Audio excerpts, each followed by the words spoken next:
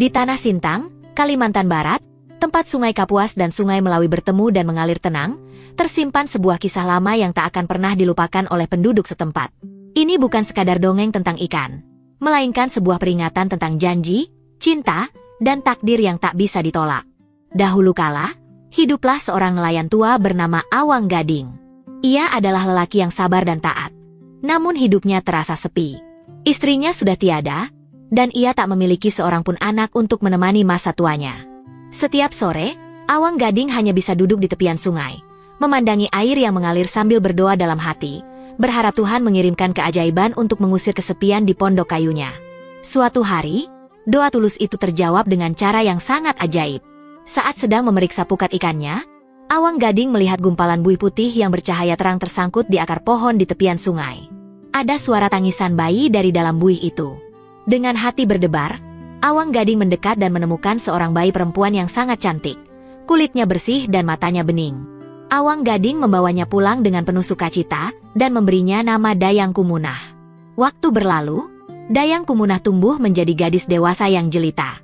Namun, ada satu keanehan pada dirinya yang membuat orang-orang desa bertanya-tanya. Dayang Kumunah hampir tidak pernah tertawa. Ia hanya tersenyum tipis, sangat tipis. Seolah-olah ia menahan sesuatu yang besar di dalam dirinya. Meski begitu, warga desa tetap menyayanginya karena ia gadis yang rajin dan santun. Kecantikan Dayang Kumunah akhirnya memikat hati seorang pemuda kaya dan tampan di kampung itu. Pemuda itu datang melamar, berjanji akan membahagiakan Dayang Kumunah seumur hidupnya. Awang Gading merestui, namun Dayang Kumunah mengajukan satu syarat yang terdengar sederhana, tapi sesungguhnya sangat berat.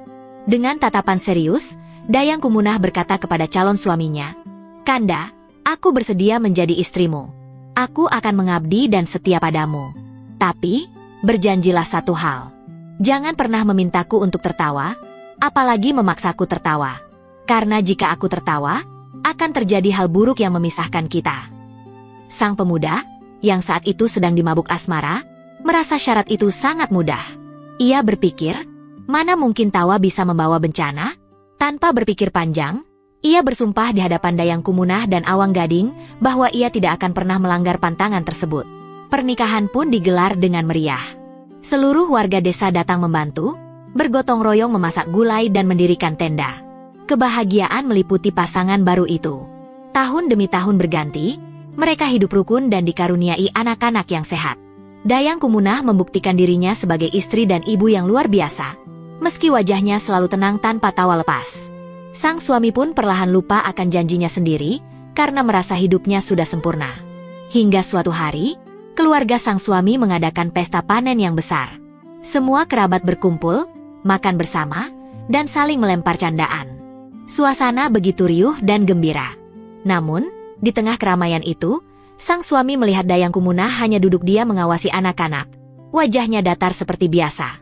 Entah mengapa, timbul rasa risih di hati sang suami. Ia merasa istrinya terlalu kaku. Ia ingin istrinya ikut tertawa seperti istri-istri kerabatnya yang lain. Didorong oleh rasa gemas dan sedikit kesombongan karena merasa sudah memiliki segalanya, sang suami mendekati Dayang Kumunah. "Dinda, ayolah, goda suaminya. Semua orang bergembira. Kenapa kau murung saja? Tertawalah sedikit untuk menghormati keluargaku." Dayang Kumunah menatap suaminya dengan pandangan memohon. Ia menggeleng pelan, memberi isyarat agar suaminya berhenti. Tapi sang suami justru semakin penasaran. Ia mulai menggelitik pinggang istrinya, mencoba memancing tawa. Dayang Kumunah mencoba menghindar, namun suaminya terus memaksa dengan candaan fisik yang tak henti-henti. Akhirnya, pertahanan Dayang Kumunah runtuh. Bukan karena ia merasa lucu, tapi karena ia tak kuasa menahan desakan takdir. Mulutnya terbuka, dan keluarlah suara tawa. Tapi, seketika itu juga suasana pesta yang riuh berubah mencekam. Langit mendadak gelap. Saat Dayang Kumunah tertawa, mulutnya tiba-tiba robek melebar hingga ke telinga. Tubuhnya yang cantik perlahan menyusut. Kulitnya yang halus berubah menjadi licin dan berlendir. Lalu muncul sirip di punggungnya. Sang suami terbelalak ngeri. Ia baru sadar bahwa ia telah melakukan kesalahan fatal.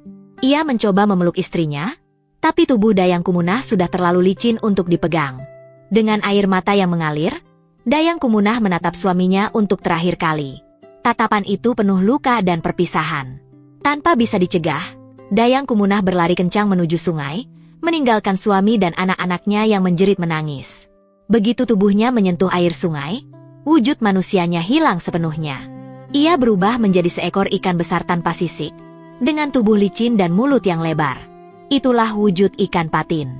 Ikan jelmaan Dayang Kumunah itu berenang berputar 3 kali di hadapan keluarganya seolah berpamitan, lalu menyelam ke dasar sungai yang gelap dan tak pernah kembali lagi. Penyesalan sang suami datang terlambat. Janji yang ia anggap remeh ternyata harus dibayar dengan kehilangan orang yang paling ia cintai.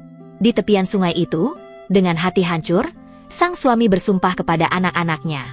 Darah daging ibu kalian mengalir di tubuh ikan itu. Mulai hari ini, aku haramkan keturunanku untuk memakan ikan patin. Siapapun yang melanggar, akan terkena musibah. Sejak saat itulah, legenda ini hidup di tengah masyarakat Sintang.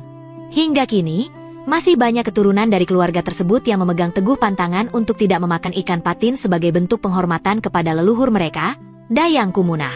Kisah ini menjadi pengingat abadi bagi kita semua, bahwa janji adalah hutang yang harus dibayar, dan cinta sejati seharusnya menerima pasangan apa adanya, tanpa memaksa mereka menjadi orang lain.